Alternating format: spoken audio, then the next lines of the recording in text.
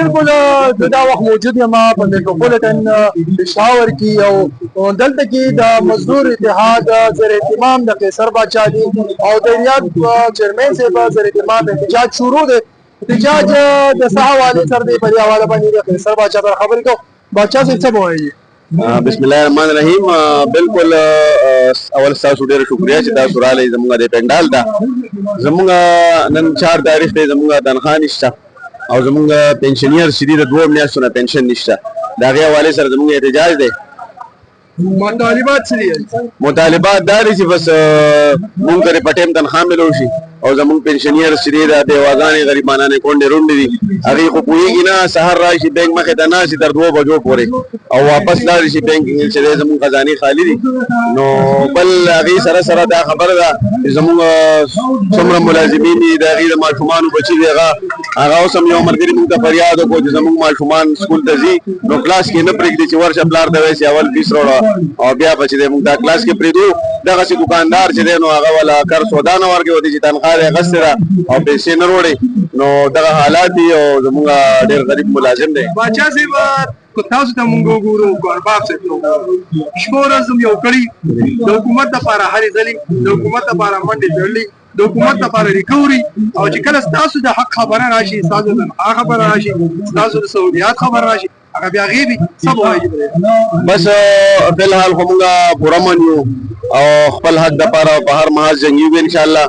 نن چې دی مونږ کیمپ لګولی دی او د پیر ورځې نه به چې دی بیا مونږ روډونو ته وځو خو چې څنګه د حکومت دپاره د خلکو نه ټیکس غواړو دغسې به ځان دپاره بیا د حکومت نه انشاءالله خپل حق غواړو. میر صاحب یقین جهاني راکړه چې چونکې وزیر اعلی صاحب نشته د هغې خپلې درنې دي او چې راشي نو زه سره ډایرکټ خبرې کوم. مونږ ته سګران منو دی خو هغه اوسه پورې ریلیز ونه شو نو هغې سره به دوباره رابطې کېږي نو هغې نه پس فیصله کېږي. چې میر صاحب تر اوسه پورې د وزیر اعلی نه او د صوبایي حکومت نه خپل حق وانخیستو د بلدیات نمایندګانو لپاره، نو آیا ستاسو حق اخیستو کې به کامیاب شي؟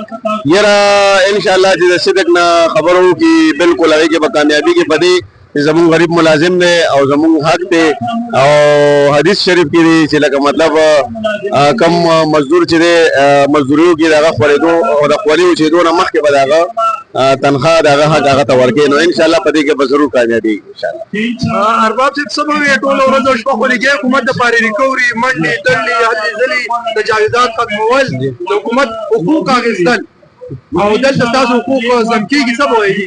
موږ حکومت ته دا اپیل کوو چې زموږ دا کوم غریب عوام د دې دا تنخواهګانې نشته دی نو زموږ د هغې نه اپیل دی چې دې دا تنخواهګانې ریلیز کړي او نن سبا خو دومره د مهنګۍ دور دی د دې ته ډېر مشکلات وي. انشاءالله زموږ امید دی چې دا د دې زموږ مطالبات به انشاءالله حکومت ومني انشاءالله. مطالبات نه منلی شي مطالبات چې ونه منل شي بیا به انشاءالله موږ به روډ ته وځو بیا به احتجاج کوو. زموږ سره بل لار نشته چې کوم پرمن احتجاج کوو دې نه پس انشاءالله بیا موږ خپل ګورو به انشاءالله منډې نه به بیا موږ روډ ته وځو.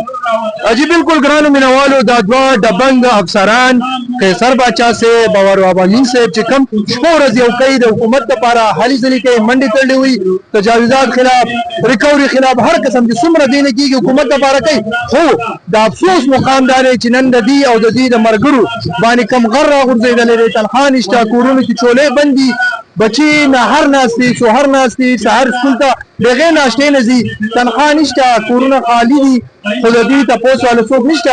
بیا هم دي یو امید ظاهر کو چې میر صاحب موږ سره خبرې کړې دي خو د خبرو سره هغې دا ووایي چې زموږ احتجاج به جاري وي تر څو چې زموږ خلکو ته کونډو وړنو ته پنشن نه میلاو شوي مزدورانو ته تنخواه نه میلاو شوي نو ګورو چې حکومت د دې په مسلو کې څومره سنسیر دی او آیا د دې مسلې به حل کړی شي او که حل به نه کړی شي.